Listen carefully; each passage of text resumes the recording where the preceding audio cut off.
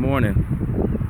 I have a 5-minute timetable, so I want to get right to it, make it quick. It's a beautiful day.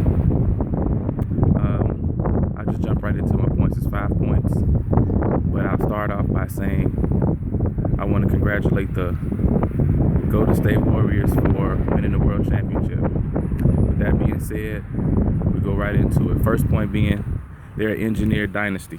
I got points. I got notes. Engineered dynasty. What does that mean? It started with firing Mark Jackson, and because he wasn't a good look for the team, that's why they went from Mark Jackson to Steve Kerr. He looks better walking on the sideline. I don't believe it was a race thing, but once they got rid of him, they was able to establish a culture of the dynasty, and they're going to take over the next couple of years or whatever.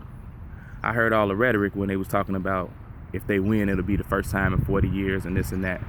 And initially I was down, like, okay, if they win the championship, good for them. You know, they talked all that nonsense about a three-point shooting team, and that a three-point shooting team couldn't win a championship, but they did. And I wanted LeBron to be challenged, and he lost, and I was like, man, your finals record's gonna suck. And it kind of does now after this last championship.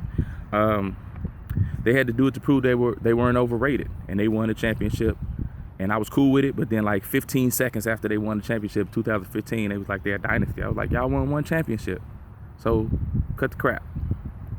And this past year, they had to get KD as a face, so they was bringing all of these things together to make it look like they were a legitimate dynasty. They won one championship, 2 out of the last 3 eventually, and KD now is the face of your franchise. So it's engineered. It wasn't a natural progression. It's something that was put together. My second point is comparing the 96 Bulls to the Warriors, the 2016 and the 2017 Warriors. Cut the crap. 96 Bulls is a better team. If that wasn't the case, then they wouldn't have been trying for the last 2 years to compare both teams with numbers to that team. Last year was they won more regular season games, but then when they lost in the finals, it was like, oh, we'll skip over that then. They must not be the best because the Bulls closed the deal. But then this year was they're 16-0. They're going to go 16-0 in the finals. It goes back to the first point. They're engineering a dynasty. Let them just progressively win. Let them naturally win games, win championships, bring the players together. You know, let them win naturally. But they're trying so hard to make them better, and it just adds more to the detest that I had for them, because it's a weak move.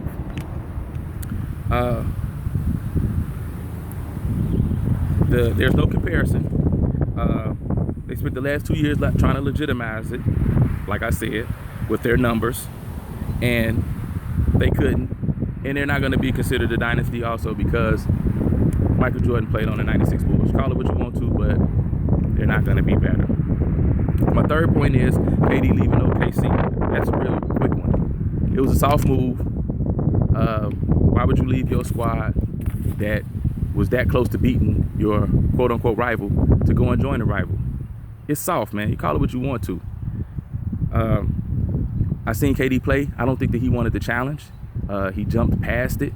He had an opportunity he's been to the final. He had been to the finals with Oklahoma before. He was one game away from going back to the finals last season, but he didn't want it. So he jumped on a team that was already a well-oiled machine. But I do understand the move because of the location. You left Oklahoma to go to California. I understand that. You weren't working out with Russell, so you moved on. I understand that too. So even still, I think that it was a part of the engineering part just for him to leave and go and be. And I think he was sitting over there, you know, on the bench when they was losing last season in the Western Conference Finals. Oh, I want to go play with the Golden State Warriors and be with those guys. I think it was kind of a little bit of that. Anyway, fourth point, very briefly, real quick, because I'm running out of time. They're overrated. Golden State Warriors are overrated. Why? Because Steph wasn't the best player on their team before KD got there. When KD got there, he definitely wasn't the best player. He wasn't even the finals MVP in the 2 championships that they won. Somebody else was. So I want people to stop thinking that Steph Curry is as great as he really is. He's a great jump shooter. He got excellent ball handles. But if you put a point guard on him that plays defense, they'll lock him down. The way that they play Golden State, shoot a bunch of threes, get the extra pass, no real point guard. Draymond Green can bring the ball up. It's cutting edge. I understand all of that. But it's still a little bit overrated because teams are now adapting to it. Now, they're not going to beat them. Teams aren't going to beat them, but they can definitely try to outscore them. And that's how Cleveland won that one game in the finals. That's how that happened, because they had to set records to do it. Finally, my last point is, it's about LeBron and the hate for LeBron. Okay. Magic lost 4 times in the finals. Jerry West lost 8 times and won 1. Elgin Baylor lost 8 times and didn't win any. So why is it that this guy who was considered the GOAT before is not now? Because he lost in the finals. It happens. Fans are still salty about the decision. Players are still salty about the decision that LeBron made, and they holding it from there. He wasn't the first person to leave via free agency, but okay. So now y'all want to hate on that. And my very last final point, it's a liken to the presidential election, the hate for LeBron James. The hate for this dude is just ridiculous. But it's likened to the presidential election. People hated Trump more than they loved Hillary. It's the same thing now. People hate LeBron more than they love Golden State or love KD. The admiration that they have for this team and that dude all of a sudden, it's just fake.